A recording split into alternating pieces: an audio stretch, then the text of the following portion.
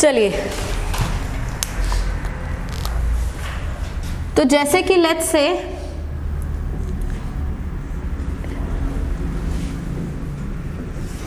ये एक अल्कोहल है बेटा, ठीक है, ध्यान से सुनना।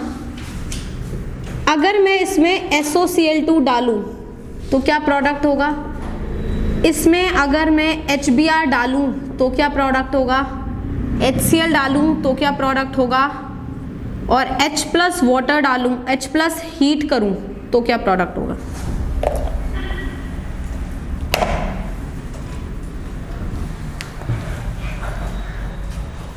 ठीक है, सबसे पहले this is nothing but you can take it as R group. R group में SOCl2 डाल दिया, मतलब ROH में SOCl2 क्या है, डार्जन रिएक्शन, आपको क्या मिलता है, RCl, SO2 gas and HCl gas. तो RCl मतलब ये R इस OH की जगह क्या लग जाएगा, Cl। रिएक्शन का मैकेनिज्म क्या होगा, SNI, रिटेंशन ऑफ कॉन्फिगरेशन है। हालांकि यहाँ पे रिटेंशन और उसकी बात नहीं करेंगे because this is not a chiral centre, ये कायरल सेंटर है नहीं, ये पहले भी ऑप्टिकल एक्टिविटी नहीं दे रहा था, बाद में भी नहीं देगा, तो मुझे पता ही नहीं चलेगा एनी केस, है ना। बट फिर भी नॉलेज के लिए हमें पता होना चाहिए। तो what I will gate would be this would be the product. Did you get the point, any doubt. Now what if I add HBr HCl, या फिर इसे देखिए H प्लस ना लिख के अगर मैं इसको यहाँ पे इस तरीके से लिख दूं H2SO4 हीट। तो ये तीन चीजें मैंने यूज करी। आपको अगर याद होगा तो हमने जब एलिमिनेशन रिएक्शन किया था अल्कोहल पे तो हमने कुछ चीजें स्टडी करी थी, क्या कि जब मैं H2SO4 डालती हूँ अल्कोहल पे तो H2SO4 क्या है, एक एसिड। एसिड क्या देता है, H प्लस आयंस। तो वो H प्लस आयंस इस OH को क्या बना देंगे, एक गुड लीविंग ग्रुप, प्रोटोनेट कर देंगे उसे। तो अगर मैं H2SO4 वाला रिएक्शन देखूं तो सबसे पहले बेटा क्या होगा, और साथ में यहाँ क्या बन जाएगा, HSO4 माइनस, क्योंकि इसमें हमने H प्लस दिया और ये बन गया। और हमने कहा था कि water is a good living group, water can depart, water निकलेगा यहाँ से, मुझे क्या मिलेगा, I will get a carbocation. Now you can see this carbocation can get stabilised via ring expansion. तो I will do the ring expansion.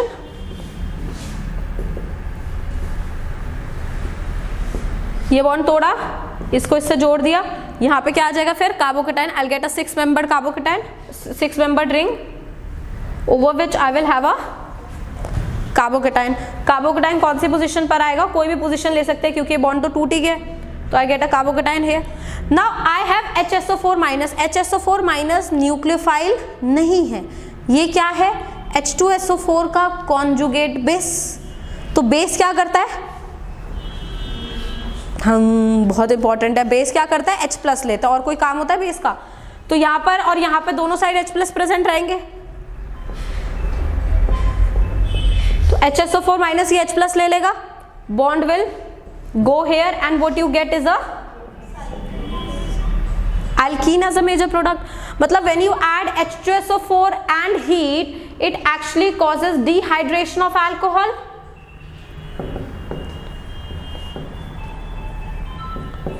We get the alcohol which is dehydrogenated.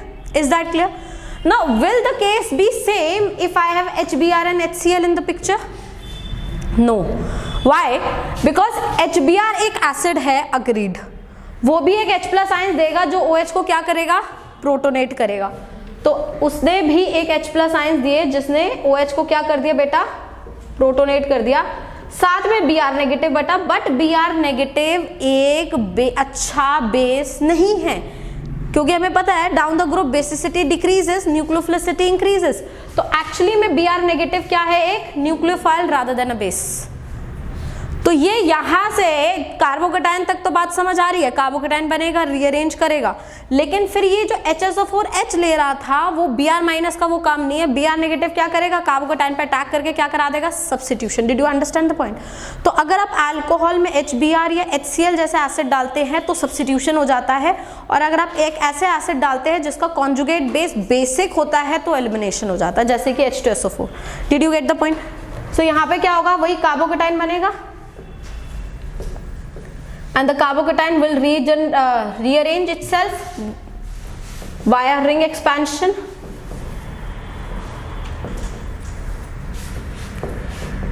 and now Br negative, since it's a nucleophile, will going to attack here and you'll get a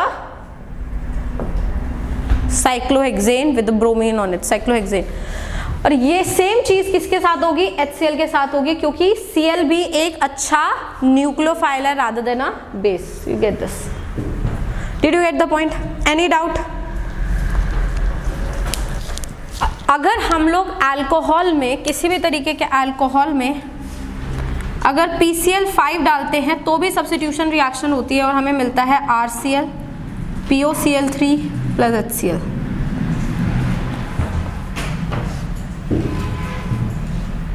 RCl POCl3 and HCl.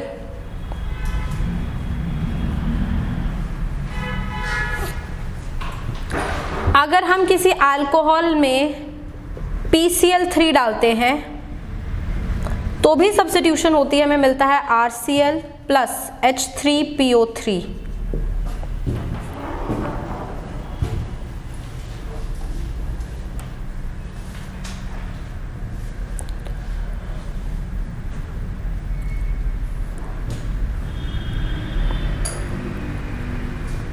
Similarly अब अगर आप PBr5 डाल देंगे तो RBr मिल जाएगा, अगर आप PBr3 डाल देंगे तो RBr मिल जाएगा. ठीक, यहां तक बात क्लियर होती है?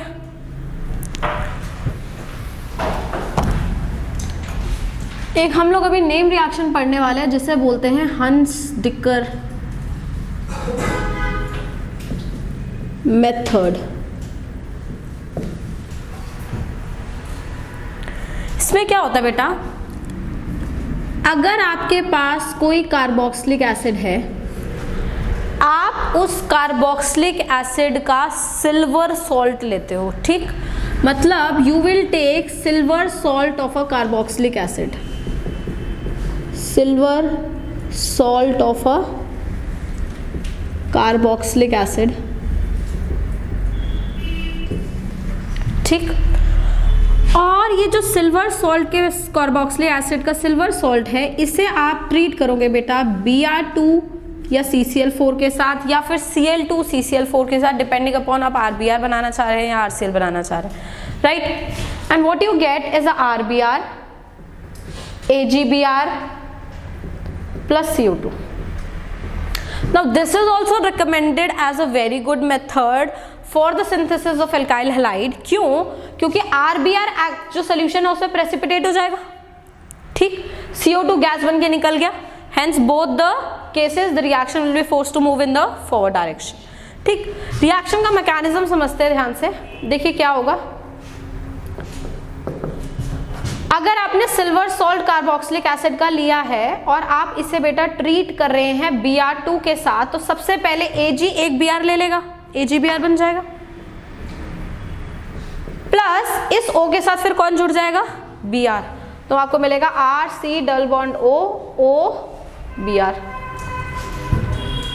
ठीक, and then there would be a homolytic cleavage. क्योंकि अब ऑब्वियसली ये हो गया, ये प्रेसिपिटेट हो गया, अब सोल्यूशन में ये प्रेजेंट, अब ये क्या करेगा? ये ऐसे थोड़ी रहेगा, कुछ ना कुछ तो करेगा. Br एक अच्छा लिविंग ग्रुप भी है, आपको पता भी है Br is a very good living group, है ना. तो रिएक्शन जो है एक homolytic type of a cleavage में जाएगा. और वहां पे क्या होगा, अगर आप नोटिस करेंगे ध्यान से, इस वाले बॉन्ड में होमोलिटिक क्लीवेज होगी. ठीक, साथ में इस वाले बॉन्ड में होमोलिटिक क्लीवेज होगी. तो आपको क्या मिला? R रेडिकल, Br रेडिकल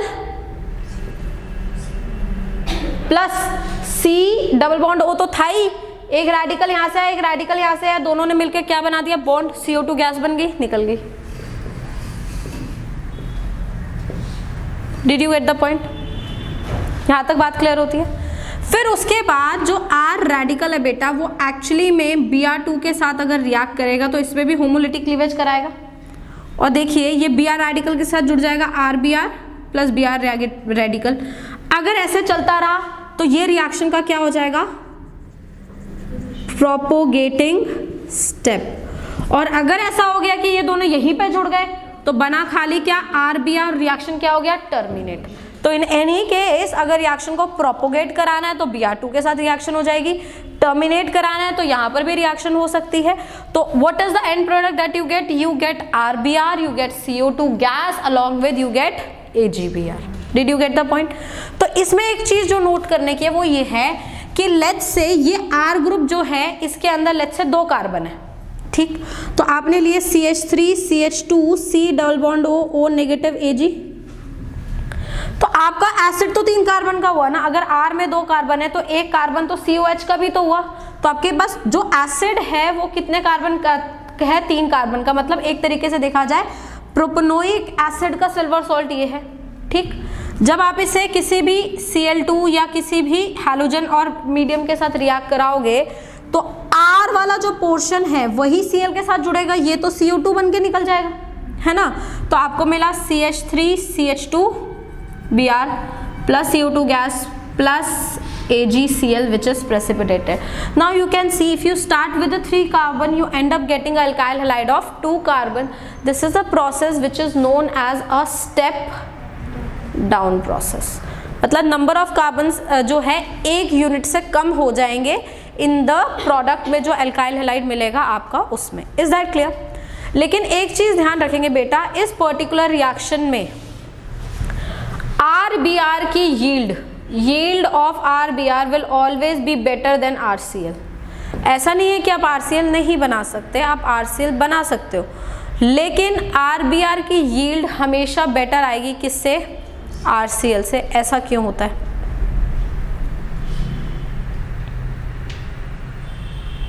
कुछ मैकेनिज्म से देखकर मुझे बता सकते हैं कि RBr की yield बेटर क्यों आ रही है RCl से? बेटर, हाँ ये भी एक ऑप्शन है। दूसरा एक तो यही हो गया बेटा OBr बॉन्ड जल्दी से टूटेगा क्योंकि Br एक अच्छा लिविंग ग्रुप है, पहली चीज। दूसरी चीज Br बॉन्ड जो यहाँ पे लग रहा है यहाँ टूट रहा है, या फिर जब यहाँ पर Br बॉन्ड टूटा होगा तभी तो Br दोनों जगह लगे होंगे, तो ये Br बॉन्ड भी आराम से टूटेगा क्योंकि Br का साइज क्या है? बड़ा है, बॉन्ड लेंथ बड़ी है। Br bond can easily be broken compare to Cl bond, right. तो 2 चीजें हैं जो मुझे बताती हैं कि RBr की यील्ड बेटर आएगी RCl से। एक, bond energy of Br2 is less than bond energy of Cl2, that's the first point because difference है। और एक और भी चीज है वो ये है कि AgBr is much easily precipitated than AgCl। AgCl से बेटर प्रेसिपिटेशन किसकी होती है CCl4 में? AgBr की। तो AgBr ज्यादा प्रेसिपिटेट होगा, जितना प्रेसिपिटेट होगा ली चार्टली प्रिंसिपल से रिएक्शन उतना ही क्या होगा? आगे जाएगा। Did you get the point? और आप ये भी ऐड कर सकते हैं कि Br is a better leaving group. Overall ये बात यहीं पर आ जाती है क्योंकि Br2 का बॉन्ड इजिली टूट सकता है तो लिविंग ग्रुप भी अच्छा है और रिएक्शन भी इजिली होगी। Did you get the point? Please note.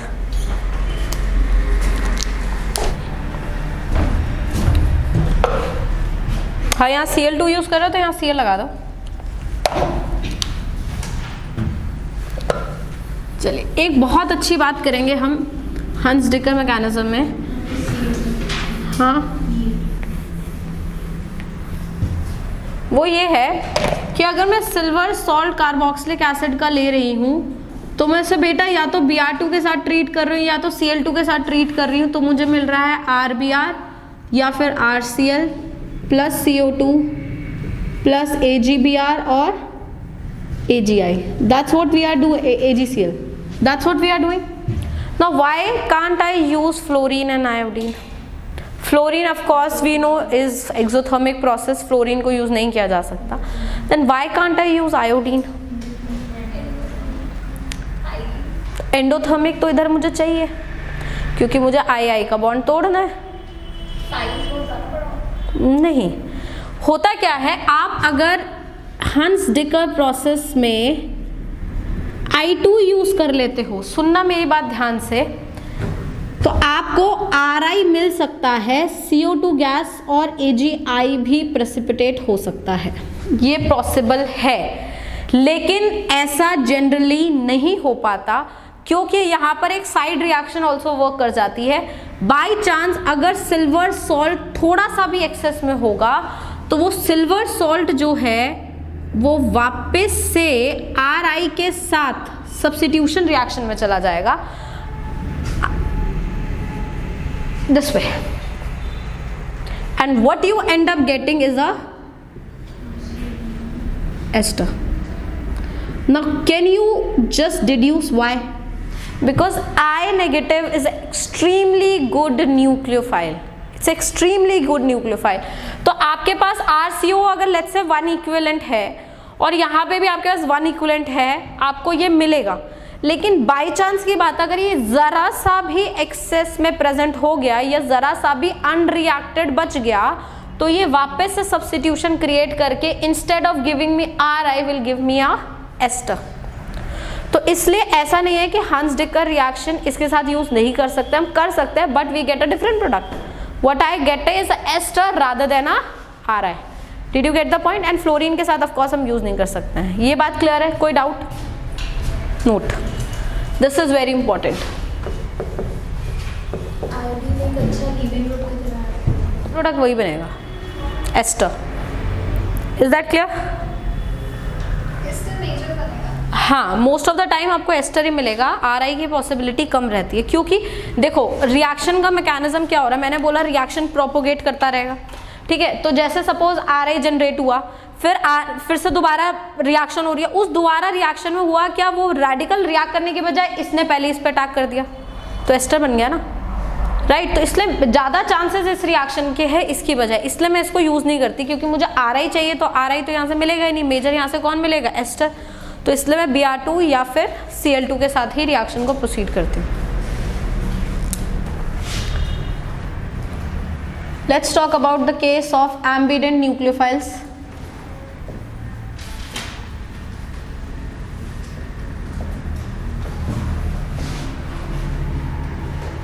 So as we were having CH3Br,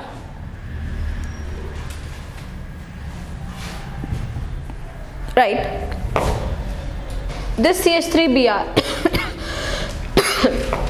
अगर मैं इसे Na-N3 के साथ अटैक करती थी बेटा, SN2 रिएक्शन होता था, CH3N3 मिलता था, ये हमने डिस्कस किया था. एक्वस KOH के साथ रिएक्ट करती थी, CH3OH मिलता था, क्योंकि न्यूक्लियोफिलिक सब्स्टिट्यूशन रिएक्शन SN2 हो रहा है. अगर मैं इसे रिएक्ट करती थी लेट्स से CH3MgBr के साथ, तो ये डेल नेगेटिव इस पर अटैक करता था, Br यहाँ से निकलता था, मुझे इथेन मिलता था, CH3CH3. सारे न्यूक्लियोफिलिक सब्स्टिट्यूशन रिएक्शन ही तो हो रहे हैं. लेट्स से मैंने कोई और न्यूक्लियोफाइल डाल दिया, NaI एसीटोन डाल दिया, तो फिंकलस्टीन रिएक्शन CH3I मिल जाता था मुझे. अगर मैंने AgF डाल दिया तो स्वात्स रिएक्शन हो जाएगा, CH3F आ जाएगा, ठीक. नाउ लेट्स से अगर मैंने KCN डाला तो क्या बनेगा? CN लग जाएगा, CH3CN, ठीक. बट जब AgCN डाला तो हमें मिला CH3NC. हालांकि जनरेट ये भी Cn नेगेटिव कर रहा है, ये भी Cn नेगेटिव कर रहा है, लेकिन जो इसने Cn नेगेटिव जनरेट करा वो C से अटैक किया, और जो इससे Cn नेगेटिव जनरेट करा वो कहाँ से अटैक किया? N से अटैक किया. क्यों? क्योंकि अगर हम Cn की बात करें बेटा, Cn नेगेटिव में I have this as a nucleophilic centre, this as a nucleophilic centre, I have both nucleophilic centre, but एक का टाइम पे कोई एक ही अटैक करेगा. तो ऐसे न्यूक्लियोफाइल्स को बेटा हम लोग बोलते हैं क्या? Ambient nucleophiles. तो एम्बिडेंट न्यूक्लियोफाइल्स कौन होते हैं? रिकॉल करिए, ये वो न्यूक्लियोफाइल्स होते हैं जिनके पास दो, मतलब दो भी क्या, एक से ज्यादा न्यूक्लियोफिलिक सेंटर हो, but at a time only one will attack. तो इस टाइम पे at a time carbon attack कर रहा है, इस टाइम पे at a time N attack कर रहा है. तो we have to get a reason why, right, ठीक. सिमिलरली अगर मेरे पास KNO2 था, ध्यान रखना ये products most of the books में रॉन्ग है. अगर मेरे पास KNO2 या NaNO2 होता है, what I get is a CH3ONO. Most of the book says it's NO2. It's wrong. We get CH3ONO. And if we have AgNO2, we get CH3NO2. Again, I have to get a reason why, because NO2 जो है NO2 minus भी एक ambient nucleophile है, क्योंकि एक O का centre है, एक नाइट्रोजन सेंटर है, ठीक, तो एम्बिडेंट न्यूक्लियोफाइल्स में कौन सा साइड कब अटैक करेगा और क्या प्रोडक्ट देगा, मुझे इसके बारे में डिस्कशन करना है। तो सबसे पहले चीज, आप एक चीज कॉमन ढूंढ सकते हैं, इन दोनों में कॉमन क्या है, CN। अनकॉमन क्या है कि K और ये सिल्वर है। केमिकल वाली बात करो, केमिस्ट्री रिलेटेड बात करो कि पोटेशियम और सिल्वर की बॉन्डिंग में क्या फर्क होता है। राइट, पोटेशियम या सोडियम या लिथियम ये हाईली आयनिक कंपाउंड्स बनाएंगे, जबकि सिल्वर कोवलेंट कंपाउंड बनाएगा। क्यों? वो केमिकल बॉन्डिंग वाइज करो, क्यों?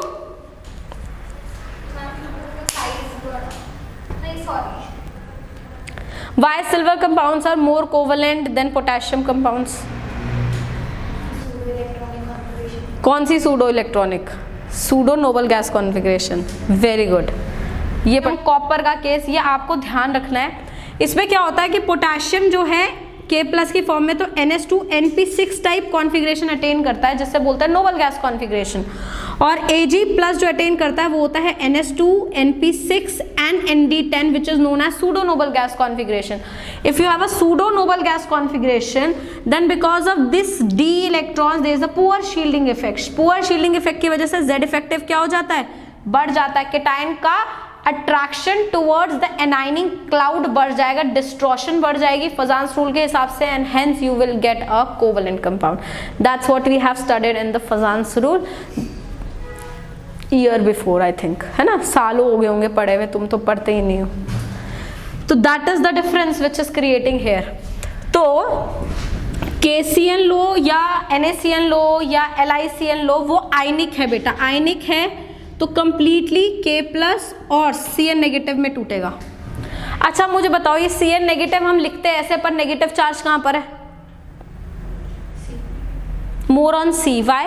बिकॉज नाइट्रोजन पे लोन पेयर है, इसका तो ऑक्टेट कंप्लीट है ना, कार्बन का नहीं है ना, तो कार्बन पे नेगेटिव चार्ज एक्चुअली में, समझ रहे हैं? तो अगर कार्बन पे नेगेटिव चार्ज है और आयनिक कंपाउंड ने K ने अपना हाथ छोड़ दिया, साइनाइड को पूरा जनरेट कर दिया मीडियम में, तो साइनाइड पूरा जनरेट हुआ और आपके पास है CH3Br।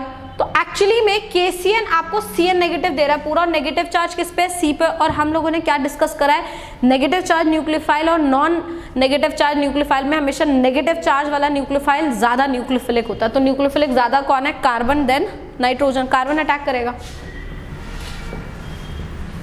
Back side attack, Br निकला और CH3Cn मिला। बोलो बात क्लियर हुई? बट AgCN ने क्या किया, मैंने क्या डिस्कस करा, AgCN क्या है?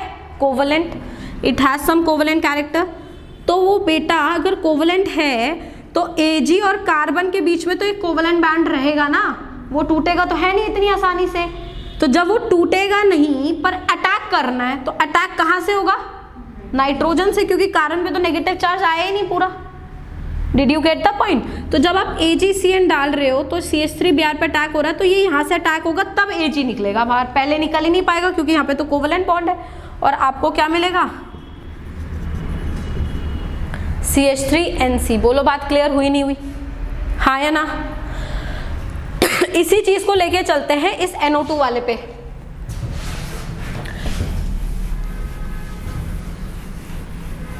देखिए हमारे पास क्या है, NO2 है ना। अब मैंने पहले सबसे पहले कौन यूज करा?